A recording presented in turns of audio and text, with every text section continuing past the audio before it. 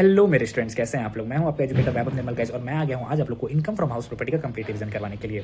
मैं बताऊंगा इस कुछ स्टूडेंट्स का ऐसा कहना था क्या सर कि आप जो पीडीएफ का लिंक डिस्क्रिप्शन में डाल तो देते हो, लेकिन आपका जो हैंड रिटन नोट्स है ना सर, हम लोगों को हैंड राइटिंग ही नहीं समझ में आता है। तो मैं बताऊँ, मैं इसका कंप्लीट सॉल्यूशन लेकर के आपके पास आ गया हूँ। आप लोगों को जैसा कि स्क्रीन में दिख रहा होगा, तो ये जो पीडीएफ है जो आप लोगों को स्क्रीन में दिख रहा है, इसका भी लिंक मैं डिस्क्रिप्शन में डाल दूंगा। अगर आप लोग को इसको डाउनलोड करना है तो वहाँ से जाकर के आप लोग इसको कर सकते हो।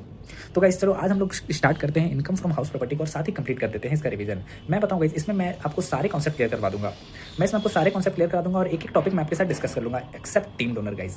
जो टीम डोनर वाला पार्ट है ना गाइस, वो जब मैं आपको क्लबिंग वाला चैप्टर रिवाइज कराऊंगा ना, मैं वहाँ डिस्कस कर दूंगा।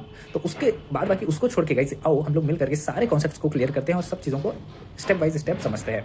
तो सबसे पहले गाइस आप लोग को स्क्रीन पर दिख रहा होगा चार्जिंग सेक्शन। चार्जिंग सेक्शन में बताऊं गाइस, हाउस प्रॉपर्टी में इनकम तब जाती है जब गाइस आप दो कंडीशन को सेटिस्फाई कर देते हो। पहला तो guys there should be house property, यहाँ पर हाउस प्रॉपर्टी होना चाहिए, और दूसरा अससी जो है ना गाइस वो ओनर होना चाहिए उस हाउस प्रॉपर्टी का। अब एक और चीज समझना सर आप एक बात बताओ, हाउस प्रॉपर्टी क्या होती है। हाउस प्रॉपर्टी का गाइस मतलब होता है कोई भी बिल्डिंग या फिर land apartment to that building. मैं बताऊं अपार्टमेंट का मतलब होता है अटैच्ड। फॉर एग्जांपल गाइस अगर कोई अपार्टमेंट है, उसके आसपास उस अपार्टमेंट का कोई पार्क है, तो वो जो लैंड है ना गाइस, वो जो पार्क का एरिया है, वो लैंड उस बिल्डिंग से अटैच्ड है। तो गाइस मैं बताऊं वो भी कंसिडर किया जाएगा हाउस प्रॉपर्टी के अंदर। अब एक और चीज समझना सर एक बात बताओ, जो प्रॉपर्टी होगी वो कौन से वाले प्रॉपर्टी का इनकम हम लोग टैक्सेबल करेंगे। मैं बताऊं, अगर कोई आपका रेसिडेंशियल प्रॉपर्टी है गाइस, या फिर आपका कोई कॉमर्शियल प्रॉपर्टी भी है गाइस, अगर आपका कोई रेसिडेंशियल प्रॉपर्टी है या फिर अगर आपका कोई कमर्शियल प्रॉपर्टी भी है, तो दोनों की इनकम जो है वो टैक्सेबल होगी under the head income from house property. अब एक और चीज समझना गाइस, अगर कोई आपका वैकेंट लैंड है, मैंने बोला अगर कोई आपका वैकेंट लैंड है और उससे आपको रेंट आ रहा है, तो वो जो इनकम है वो टैक्सेबल हो जाएगा अंडर द हेड पीजीबीपी या फिर गाइस अदर सोर्सेज।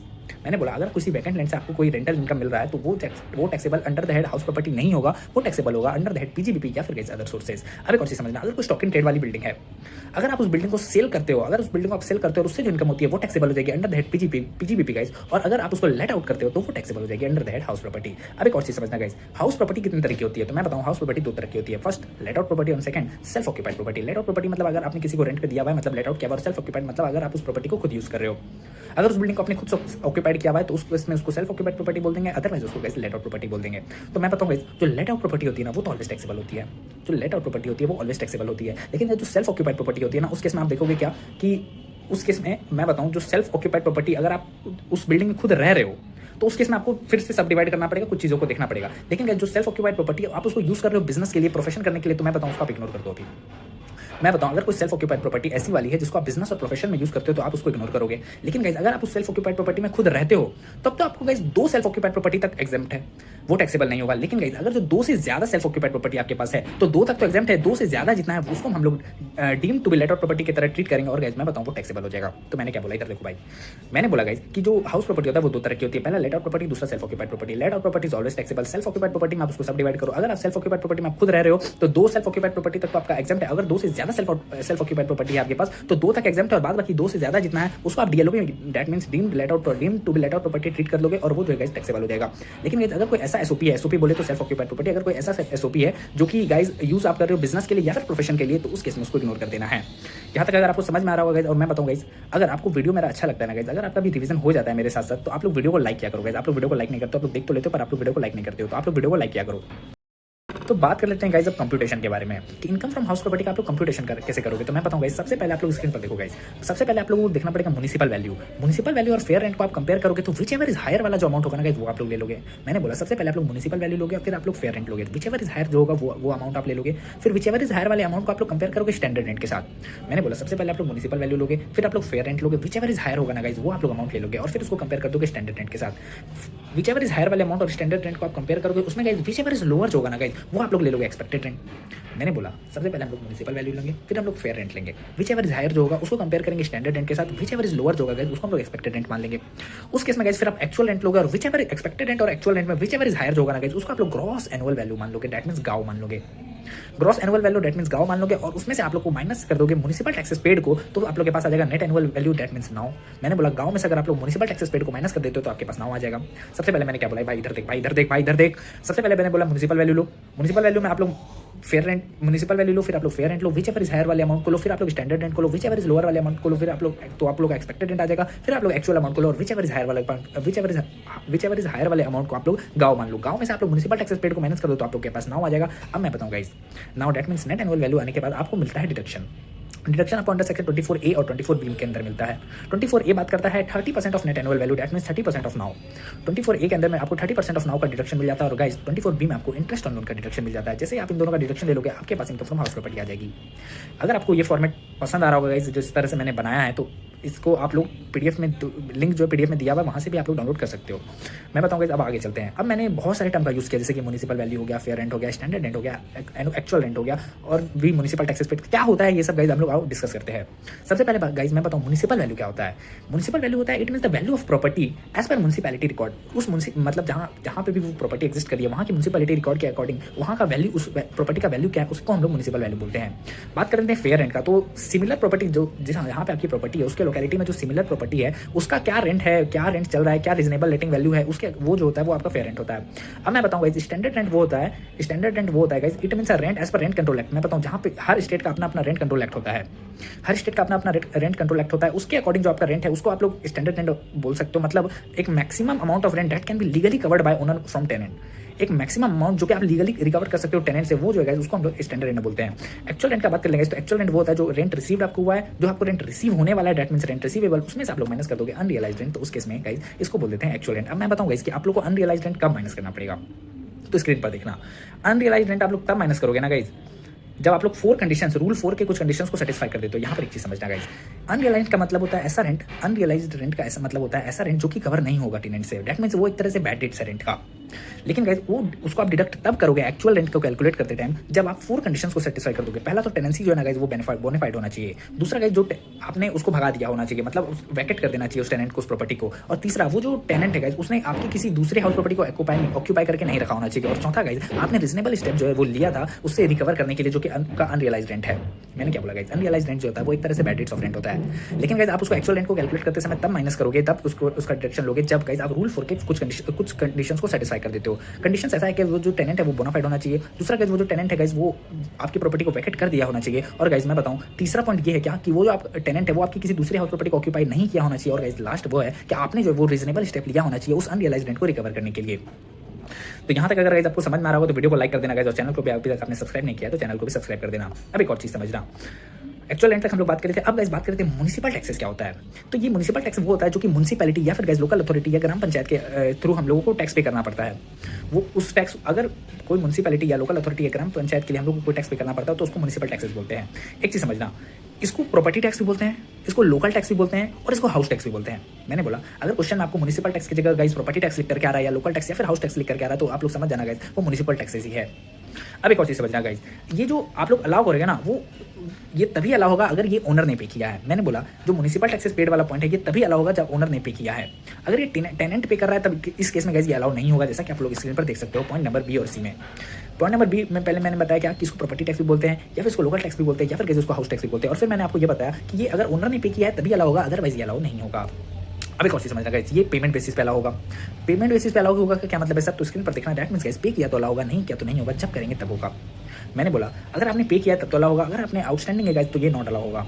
मतलब पे किया, जब पे किया है तो अलाउ होगा, नहीं किया है तो नहीं होगा, जब करेंगे तब होगा। अब एक और चीज समझना गाइस, कई बार क्या होता है ना कि ये जो म्युनिसिपल टैक्सेस वाला अमाउंट है ना गाइस ये आपको परसेंटेज में दिया होता है। तो जब आप परसेंटेज देखोगे ना तो कुछ बच्चे यहाँ पर गलती क्या कर देते हैं, ये वो लोग जो है गाइस ग्रॉस एनुअल वैल्यू का परसेंटेज ले लेते हैं, क्योंकि ग्रॉस एनुअल वैल्यू के बाद म्युनिसिपल टैक्सेस पेड आता है तब नेट एनुअल वैल्यू आता है। तो कुछ बच्चे जल्दी में क्या कर देते हैं जीएवी का परसेंटेज ले लेते हैं। लेकिन मैं बताऊंगा यहाँ पर आपको म्युनिसिपल वैल्यू का परसेंटेज लेना है। मैंने बोला आपको यहाँ पर म्युनिसिपल वैल्यू का परसेंटेज लेना है। होप सो गाइस आप लोगों को यहाँ तक बहुत अच्छे से समझ में आ रहा होगा, आप लोग का रिवीजन मेरे साथ साथ अच्छे से हो रहा होगा। अब गाइस अब समझते हैं इंटरेस्ट ऑन लोन का कॉन्सेप्ट। इंटरेस्ट ऑन लोन का कॉन्सेप्ट समझते हैं और ये बोल रहा है कि इंटरेस्ट जो है आपको डिडक्शन की तरह अलाउ तब होगा अगर आपने वो जो लोन है वो आपने लिया हुआ है for the purpose of house property, that means purchase या फिर उसका कंस्ट्रक्शन या फिर उसका रेनोवेशन या फिर उसका रिपेयर। मैंने बोला इंटरेस्ट ऑन लोन जो है गाइस वो आपको उसका डिडक्शन आपको तभी मिलेगा जब आपने उस लोन को हाउस प्रॉपर्टी के लिए लिया हुआ है। हाउस प्रॉपर्टी के लिए लिया हुआ है का मतलब उसको परचेज करने के लिए या फिर उसको कंस्ट्रक्ट करने के लिए या फिर उसको रेनोवेट करने के लिए गाइस या फिर उसको रिपेयर करने के लिए। अब एक और चीज समझना, आपने जो लोन लिया है वो किसी से भी आप ले सकते हो, मतलब अगर बैंक से लिया है, फाइनेंशियल इंस्टीट्यूशन से लिया है, फ्रेंड से लिया है, फैमिली से लिया है, एक्सेट्रा। मैंने बोला अगर आपने लोन लिया है कहीं से भी लिया है, चाहे कोई इंस्टीट्यूशन हो, फ्रेंड हो, फैमिली हो, कहीं से भी लिया है for the purpose of house property, that means purchase, renovate, construction और रिपेयर के लिए लिया है, तो उस केस में वो जो इंटरेस्ट ऑन लोन है वो उसका डिडक्शन आपको मिल जाएगा अंडर सेक्शन 24B। अब एक और चीज़ समझना, इंटरेस्ट पे जो इंटरेस्ट होता है गाइस, जिसको इंटरेस्ट पे जो इंटरेस्ट होगा ना गाइस, उसका डिडक्शन आपको यहाँ पर नहीं मिलेगा, क्योंकि वो पेनल इंटरेस्ट है, दैट मींस वो पेनल्टी इंटरेस्ट है, वहाँ उसका डिडक्शन आपको यहाँ पर नहीं मिलेगा। अब एक और चीज़ समझना गाइस, अगर आपने कोई फ्रेश लोन लिया है रीपेमेंट करने के लिए अर्लियर लोन का, तो वो जो अगर वो अर्लियर लोन आपने लिया था for the purpose of house property, तो उस केस में गाइस आपको यहाँ पर डिडक्शन अलाउ हो जाएगा। मैंने क्या बोला, अगर आपने कोई फ्रेश लोन लिया है रीपेमेंट करने के लिए अर्लियर लोन को, और वो जो अर्लियर लोन था ना गाइस वो आपने लिया था for the purpose of house property, तो उस केस में गाइस यहाँ पर इसका जो इंटरेस्ट है, इस लोन का जो इंटरेस्ट है, उसका डिडक्शन आपको अलाउ हो जाएगा। अब एक और चीज़ समझना गाइस, अगर आपको इंटरेस्ट पे कर रहे हो आउटसाइड इंडिया, मैंने बोला अगर आपको इंटरेस्ट पे कर रहे हो आउटसाइड इंडिया, तो उस केस में गाइस वो अलाउ नहीं होगा अगर आपने उसका टीडीएस नहीं काटा है।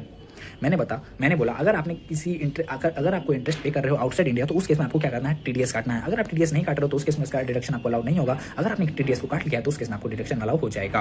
अब एक और चीज समझना गाइस, इंटरेस्ट का लिमिट क्या है, तो मैं बताऊं एलओपी और डीएलओपी के केस में, that means let out property or deem to be let out property के केस में तो कोई लिमिट नहीं है, फुल इंटरेस्ट अलाउ हो जाएगा। लेकिन गाइस सेल्फ ऑक्यूपाइड प्रॉपर्टी के केस में यहाँ पर दो केस है, पहला नॉर्मल केस और दूसरा एक स्पेशल केस। नॉर्मल केस का मैं अगर बात करूँ तो 30,000 तक पर एनम मैक्सिमम इंटरेस्ट जो है आप अलाउ कर सकते हो। और गाइस स्पेशल केस का बात कर ले तो मैक्सिमम 2 लाख पर एनम आप अलाउ कर सकते हो। लेकिन गाइस यहाँ पर 3 केसेस है, अगर इस 3 केसेस को आप सेटिस्फाई कर देते हो तो आप मैक्सिमम 2 लाख तक का इंटरेस्ट अलाउ कर सकते हो एज अ डिडक्शन। तो पहला केस क्या है गाइस, तो आपने जो लोन लिया है ना गाइस वो ऑन और आफ्टर 1/4/1999 लिया होना चाहिए। मैंने बोला अगर आपने जो लोन लिया वो ऑन और आफ्टर 1/4/1999 लिया होना चाहिए। दूसरा, आपने जो लोन लिया वो फॉर द परचेज और कंस्ट्रक्शन ऑफ हाउस प्रॉपर्टी के लिए लिया होना चाहिए। और मैं बताऊँ गाइस, आपने जो लोन लिया है कंस्ट्रक्शन के लिए, तो आपको कंस्ट्रक्शन को कंप्लीट करना पड़ेगा with in 5 years from the end of the financial year in which loan was taken. मैंने बोला मैंने 3 केसेस आपको बताया, अगर आप इन 3 केसेस को सेटिस्फाई करते हो तो आप स्पेशल केसेस के अंदर लाई करोगे, और स्पेशल केसेस के अंदर लाई करोगे तो आपको मैक्सिमम 2 लाख पर एनम का डिडक्शन अलाउ हो जाएगा। तो 3 केसेस क्या है, पहले मैंने आपको बोला कि आपने जो लोन लिया वो ऑन और आफ्टर 1/4/1999 लिया होना चाहिए। दूसरा गाइस मैंने आपको बोला कि वो जो लोन आपने लिया वो for the purpose of purchase और कंस्ट्रक्शन ऑफ हाउस प्रॉपर्टी लिया होना चाहिए। और गाइस वो जो लोन आपने लिया है कंस्ट्रक्शन करने के लिए, तो आपका जो कंस्ट्रक्शन है वो कंप्लीट हो जाना चाहिए with in 5 years from the end of the financial year in which loan was taken. अब गाइस आगे चलते हैं और समझते हैं। अब गाइस एक और चीज़ समझना, अगर आपने ऑप्ट किया है default taxation regime under section 115 BSc, तो उस केस में आपको इंटरेस्ट का डिडक्शन नहीं अलाउ होगा गाइस एसओपी के केस में। मैंने बोला गाइस अगर आप डिफॉल्ट टैक्सेशन रिजिम के अंदर आते हो, मतलब 115 बीएससी के अंदर आते हो, तो उस केस में आपको जो एसओपी के केस में इंटरेस्ट का डिडक्शन अलाउ नहीं होगा। वो सिर्फ एलओपी और deem to be let out property के केस में एग्जम्पशन इंटरेस्ट जो है वो आपको अलाउ हो जाएगा। अब एक और चीज समझना गाइस, अगर कुछ अदर एक्सपेंसेस है जैसे कि रिपेयर हो गया, रेनोवेशन हो गया, insurance charges, parking charges, society charges, electricity water charges, उस केस में गाइस मैं बताऊं यहाँ पर आपका जो है डिडक्शन अलाउ नहीं होगा। क्यों? क्योंकि यहाँ पर 30% डिडक्शन आपको ऑलरेडी अलाउ हो गया है अंडर सेक्शन 24A। मैंने बोला गाइस यहाँ पर ये जो अदर एक्सपेंसेस होंगे उस केस में ये डिडक्शन अलाउ नहीं होंगे। क्यों? क्योंकि आपको ऑलरेडी डिडक्शन मिल चुका है 24A के अंदर में, that means 30% of net annual value वाला जो था। अब गाइस अनरियलाइज्ड रेंट वाला कॉन्सेप्ट आता है जो कि मैंने आपको ऑलरेडी समझा दिया है। अब गाइस बहुत ज़्यादा इंपॉर्टेंट चीज़ आता है जो कि बात करता है प्री कंस्ट्रक्शन पीरियड इंटरेस्ट, या फिर गाइस इसको प्री एक्विजिशन पीरियड इंटरेस्ट भी बोलते हैं। मैं बताऊं आपको हाउस प्रॉपर्टी में इनकम तब जाती है जब आपके पास हाउस प्रॉपर्टी होना चाहिए। मैंने आपको कंडीशन बताया था कि आपके पास हाउस, पहले तो वो हाउस प्रॉपर्टी होनी चाहिए, दूसरी अससी जो वो ओनर होना चाहिए। लेकिन सर एक बात बताओ, अगर हमने लोन लिया था हाउस प्रॉपर्टी को कंस्ट्रक्ट करने के लिए, लेकिन सर वो जो लोन का इंटरेस्ट है, जब तक वो हाउस प्रॉपर्टी कंस्ट्रक्ट की जा रही है तब तक भी तो उसका इंटरेस्ट कुछ होगा ना गाइस। अगर उसका जो इंटरेस्ट होगा, लेकिन वहाँ पे इंटरेस्ट का डिडक्शन तो नहीं मिलेगा, इंटरेस्ट का डिडक्शन अलाउ तो नहीं होगा। क्यों? क्योंकि वहाँ पे तो हाउस प्रॉपर्टी अभी बनी नहीं है ना। और मैंने बोला था कि हाउस प्रॉपर्टी में इनकम तभी जाती है कि जब there should be house property, लेकिन यहाँ पे हाउस प्रॉपर्टी अभी बनी तो नहीं है, वो तो कंस्ट्रक्शन पीरियड में है। तो मैं बताऊँ गाइस इसका भी डिडक्शन आपको अलाउ हो जाएगा। कब? जिस दिन आपका कंस्ट्रक्शन कंप्लीट होगा ना, उसके बाद गाइस 5 इंस्टॉलमेंट में आपको इस प्री कंस्ट्रक्शन पीरियड का इंटरेस्ट अलाउ हो जाएगा। क्या लिखा हुआ है गाइस उसको पढ़ना। It means interest before the year in which construction was completed. Construction complete हुआ है गाइस उसके पहले से जो आपका इंटरेस्ट है वो अलाउ हो जाएगा आपको 5 इक्वल इंस्टॉलमेंट में from the year in which construction was completed. इसी के साथ गाइस ये प्री कंस्ट्रक्शन पीरियड वाला कॉन्सेप्ट खत्म होता है। अब बात कर लेते हैं concept of vacancy. Concept of vacancy का गाइस सिंपल सा मीनिंग है कि घर पे ताला लगा हुआ है, मतलब घर पे ताला लगा हुआ है, आप उसमें रह नहीं रहे हो, आपका जो प्रॉपर्टी है वो खाली पड़ा है। तो उस केस में, नॉर्मल केस में तो क्या होता है ना गाइस, यहाँ पर आप लोग एरो डाल देना, एक्सपेक्टेड रेंट और actual rent whichever is higher होता है उसको हम लोग ले लेते हैं gross annual value, that means गाँव। लेकिन गाइस जब अगर वैकेंसी का बात होना तो गाइस, तो यहाँ पर हम लोग को देखना पड़ेगा कि हमारा जो एक्सपेक्टेड रेंट है गाइस वो लेस देन है क्या। अगर वो एक्सपेक्टेड रेंट हम लोग का लेस देन है एक्चुअल रेंट और गाइस वैकेंट रेंट से, तो उस केस में हम लोग का जो एक्चुअल रेंट होगा उसको हम लोग गाँव मान लेंगे, that means gross annual value मान लेंगे। लेकिन गाइस हम लोग का जो एक्सपेक्टेड रेंट है वो ग्रेटर देन है, हम लोग का जो एक्सपेक्टेड रेंट है वो greater than actual rent plus vacant rent है, तो उस केस में गाइस एक्सपेक्टेड रेंट को हम लोग गाँव मान लेंगे, that means gross annual value मान लेंगे। होप सो गाइस आप लोग को बहुत अच्छे तरीके से ये समझ में आ रहा होगा। अब गाइस एक और चीज समझना, अब हम लोग बात कर लेते हैं पार्टली लेट आउट प्रॉपर्टी के बारे में। बोलो पार्टली लेट आउट प्रॉपर्टी, अरे बोलो पार्टली लेट आउट प्रॉपर्टी। यहाँ पर हम लोग बात करेंगे एरिया वाइज के बारे में। तो मैं बताऊँ गाइस कई बार ऐसा होता है ना कि हमारा जैसे 4 BHK का फ्लैट है, ठीक है, तो मैंने क्या किया कि हम लोग 2 BHK में सेल्फ ऑक्यूपाइड है, मतलब हम लोग खुद रहते हैं, और जो 2 रूम है हम लोग का, उसको हम लोग रेंट पे दे देते हैं। दैट मींस एरिया वाइज हम लोगों ने उसे पार्टली लेट आउट किया हुआ है। मैंने बोला या फिर कैसे ऐसा समझ लो ना कि हम लोग का जो घर है वो मान लो जैसे 2 फ्लोर का है, तो फर्स्ट फ्लोर में हम लोग खुद रहते हैं और सेकंड फ्लोर में हम लोग रेंट दे करके रखे हैं, मतलब उसको लेट आउट किए हुए हैं। तो उस केस में क्या होगा, if some area is let out and remaining area is self occupied, तब उसको हम लोग रिस्पेक्टिवली ट्रीट करेंगे एलओपी और एसओपी के केस में। आप लोग 2 कॉलम बनाओगे, एलओपी वाला और एसओपी वाला। और फिर गाइस जितना भी वैल्यू होता है, जैसे कि म्युनिसिपल वैल्यू हो गया, फेयर रेंट हो गया, और फिर जाकर स्टैंडर्ड रेंट हो गया, म्युनिसिपल टैक्सेस हो गया, इंटरेस्ट लोन हो गया, सबको आप डिवाइड करके जितना एरिया का रेशियो होगा गाइस, जैसे फॉर एग्जांपल अगर 2 फ्लैट है, अगर आप एक फ्लैट में सेल्फ ऑक्यूपाइड करके रह रहे हो और एक फ्लैट को आप लोग लेट आउट किए तो 1:1 के रेशियो में आप लोग सारे वैल्यूज को डिवाइड कर दोगे। लेकिन गाइस यहाँ पर एक एक्सेप्शन है, जो एक्चुअल रेंट होगा ना गाइस, उसको आप लोग डिवाइड नहीं करोगे। क्यों? क्योंकि एक्चुअल रेंट तो सिर्फ लेट आउट प्रॉपर्टी का होता है ना, वो तो सेल्फ ऑक्यूपाइड प्रॉपर्टी का तो होगा ही नहीं। तो उस केस में गाइस एक्चुअल रेंट को आप डिवाइड नहीं करोगे, बाद बाकी सारे वैल्यू को आप लोग डिवाइड कर दोगे in the ratio of the area. तो गाइस अब मैंने क्या बोला, अगर कोई ऐसा एरिया है, मतलब अगर कोई ऐसा प्रॉपर्टी है जिसका कुछ एरिया जो है वो सेल्फ ऑक्यूपाइड और कुछ एरिया जो है वो अगर लेट आउट है, तो उस केस में आप लोग उसको ट्रीट करोगे रिस्पेक्टिवली एसओपी और एलओपी। और जितने भी वैल्यू है, जैसे म्युनिसिपल वैल्यू हो गया, फेयर रेंट हो गया, स्टैंडर्ड रेंट हो गया, एक्सपेक्टेड रेंट हो गया, जितने भी वैल्यू है सबको आप लोग डिवाइड कर दोगे रेशियो में। और लेकिन गाइस यहाँ पर एक चीज़ ध्यान रखना है बस कि एक्चुअल रेंट को आप लोग डिवाइड नहीं करोगे। क्यों? क्योंकि एक्चुअल रेंट हमेशा एलओपी का होता है ना कि एसओपी का होता है। ठीक है गाइस, अब आगे चलते हैं। अब बात करते हैं partly late out property time wise. मैं बताऊँ गाइस, ऐसा भी तो हो सकता है क्या कि अगर कोई प्रॉपर्टी है जिसमें मैं 9 महीने रहता हूँ और बाकी के महीने में उसको लेट आउट कर देता हूँ, तो मैं बताऊँ गाइस इस केस में आपको हमेशा इसे लेट आउट प्रॉपर्टी की तरह ट्रीट करना चाहिए। इवन सिंगल डे भी अगर आपने इसे लेट आउट कर दिया ना, तो आप लोग उसको लेट आउट प्रॉपर्टी की ही तरह ट्रीट करोगे। अब गाइस एक कॉन्सेप्ट आता है यहाँ पे जॉइंट ओनरशिप का। तो बोलो जॉइंट ओनरशिप या फिर को ओनरशिप क्या बोलता है guys? It means property is own by more than one owner. इसका मतलब होता है कि जो प्रॉपर्टी है वो ओन करता है एक से ज्यादा ओनर। इनकम जो है वो कैलकुलेट करेंगे नॉर्मली, इनकम को तो नॉर्मली कैलकुलेट कर लेंगे, लेकिन गाइस इसके बाद क्या कर देंगे, जो को ओनर है उसमें डिवाइड कर देंगे। बस इतना ही कॉन्सेप्ट है इसका। मैंने बोला अगर कोई प्रॉपर्टी है जिसके एक से ज्यादा ओनर है, दैट मींस को ओनर है, तो उस केस में आप लोग नॉर्मली इनकम को कैलकुलेट कर दोगे और उसको उनके रेशियो में उसको डिवाइड कर दोगे। इंटरेस्ट ऑन लोन का बात कर लेंगे गाइस, तो एलओपी और डीएलओपी के केस में नो लिमिट, एसओपी के केस में मैक्सिमम लिमिट 2 लाख और गाइस 30,000 नॉर्मल केस में और 2 लाख गाइस स्पेशल केसेस में, जो कि हम लोगों ने ऊपर डिस्कस किया है। अब एक और चीज समझना गाइस, अब एक और चीज आता है यहाँ पर अरियर्स ऑफ रेंट। मैंने बोला अरियर्स ऑफ रेंट क्या होता है गाइस, उसका जो ऐसा रेंट जो कि अंडर डिस्प्यूट था, आपको रिसीव नहीं हुआ है, तो वो टैक्सेबल होगा क्या? हाँ गाइस, वो टैक्सेबल होगा। वो जब आपको रिकवर होगा वो टैक्सेबल होगा under house property head, whether अससी जो गाइस उस समय ओनर है या ना है।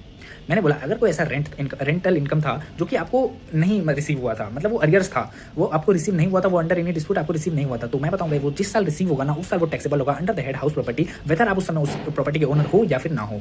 अब और गाइस यहाँ पे जो टैक्सेबल अमाउंट होगा वो हो जाएगा जितना आपको अमाउंट रिकवरी हुआ है इंटू 70%। हाँ गाइस, क्योंकि यहाँ पर 30% का आपको स्टैंडर्ड डिडक्शन अलाउ हो गया है अंडर सेक्शन 24A में।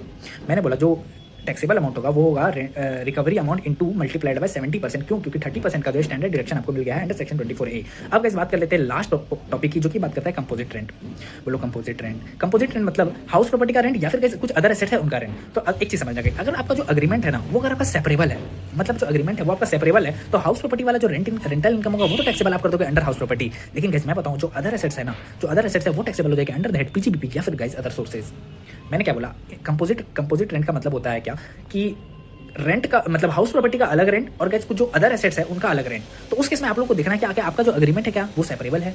अगर गाइस हाँ हम लोग का जो अग्रीमेंट है वो सेपरेबल है, तो हाउस प्रॉपर्टी की जो रेंट की इनकम है वो टैक्सेबल हो जाएगी under the head house property, और जो अदर एसेट्स की इनकम है गाइस वो हो जाएगी taxable under the head PGBP या फिर अदर सोर्सेज। लेकिन गाइस अगर आपका जो अग्रीमेंट है वो सेपरेबल नहीं है, अगर आपका अग्रीमेंट है जो कि सेपरेबल नहीं है, फॉर एग्जांपल मैं बताऊंगा अगर आप किसी होटल में जाते हो, होटल में बताऊं हाउस प्रॉपर्टी है, उसका आप लोग रेंट पे करते हो, अगर आप लोग उसका रेंट पे करते हो तो गाइस मैं बताऊं आपको अलग से फर्नीचर्स का रेंट लिया जाता है क्या? नहीं ना, मतलब हाउस प्रॉपर्टी का आपको रेंट पे करना पड़ता है कि या फिर उसका अलग से जो फर्नीचर वगैरह आपको प्रोवाइड हो रहा है, जैसे बेड हो गया, सोफा हो गया, जो भी है उनका अलग से कुछ थोड़ी ना, उसका अलग से कुछ थोड़ी ना आपको रेंट पे करना पड़ता है। मतलब ये जो अग्रीमेंट है वो सेपरेबल तो नहीं है ना, तो उस केस में गाइस मैं बताऊं ये जो रेंटल इनकम है वो टैक्सेबल हो जाएगा अंडर द हेड पीजीबीपी या फिर अदर सोर्सेज। मैं बताऊं गाइस इसी के साथ आपका इनकम फ्रॉम हाउस प्रॉपर्टी का सारा टॉपिक क्लियर होता है एक्सेप्ट डीम्ड ओनर। और डीम्ड ओनर वाला जो कॉन्सेप्ट है वो मैं आपको क्लबिंग चैप्टर में करवा करके देने वाला हूं। तो होप सो गाइस आप लोगों को ये वीडियो अच्छा लगा होगा। अगर आपको ये वीडियो अच्छा लगा होगा तो आप लोग इस वीडियो को लाइक कर देना, और मेरे चैनल को अभी अब तक सब्सक्राइब नहीं किया है तो इस चैनल को भी सब्सक्राइब कर देना। और मैं बताऊंगा गाइस आप लोग वीडियो देख लेते हो लेकिन आप लोग लाइक नहीं करते हो, तो आप लोग इस वीडियो को भी लाइक कर देना। So guys that's it from my side guys, मिलते हैं अगले वीडियो के साथ, अगले चैप्टर के साथ। Bye bye.